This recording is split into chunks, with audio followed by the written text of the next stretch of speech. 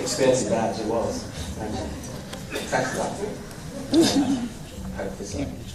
Okay, what to say? Basically, I did actually attempt to write a speech for the first time in my life, and wrote it on a piece of paper, then subsequently lost it. So that was the failed attempt.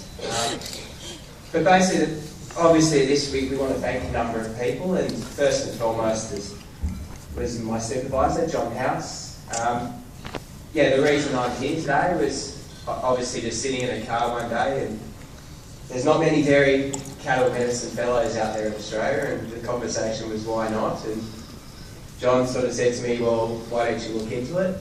I sort of said, what does it mean, what does it undertake? He said, I've got no idea, but you do the work and I'll back you up. And that's basically what happened. I basically told John, all right, this is what we need to do. He said, well, I'll teach you everything I know, and we'll go from there. So John, who is not here tonight, is definitely an inspiration for me, and he is the reason that I sort of, that made me strive to want to excel in dairy cattle medicine. So I do thank him. As you look even further back at why you can become a dairy cattle vet, there's a lot of people here that go, that's the dumbest thing you do in veterinary science. But the reason I became a dairy cattle vet was obviously I liked cows, but it actually came about when I was a student, and I was on a rotation down in Victoria with Dr. Peter Eunice and spent a day out there with him. And at the end of the day, he basically lambasted me and said, did you even attend class? Do you even know what you're talking about? You don't know the back end from the front end of a cow.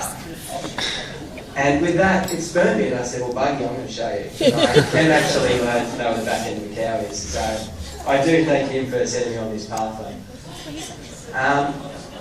Other people, of course, there's been very few fellows in dairy cattle medicine. I do thank you, my examiners, Jos and Jacob. There is a really nice quote about standing on the shoulders of people so you can see people. I forgot it. But it was really nice to standing over the people before you and stuff. But I thought even with dairy cattle, there is kind of a problem with Jos and Jacob and standing on their shoulders. If anyone's ever met Jacob, Jacob's a very cute little old man. That's the best way I can describe it. Jos is a 6'4" giant, so I would have a bit of difficulty standing on each of their shoulders, I'd imagine. But that's my thought anyway. But I do thank them because they, to be put in there, to be in their sort of realm and be considered a fellow like them, it's a real privilege. The next people is obviously my family, and they're obviously a constant support in my life, and especially over the last few months, have been really good in this process.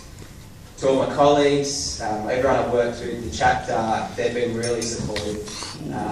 They've been more confident about me passing than I have, so I do really thank them. And last and foremost, and I try not to bring a sadness to the occasion, but the person I probably do need to thank probably most of all is someone who's not here tonight. And I really wish she was, and I know that I must admit that I probably did have some kind of cheating this exam, because I'm sure she was sitting over my shoulder and whispering things into my ear all along. So to my beautiful girl Jenna, I did it, and I really thank you, and thank you everyone here.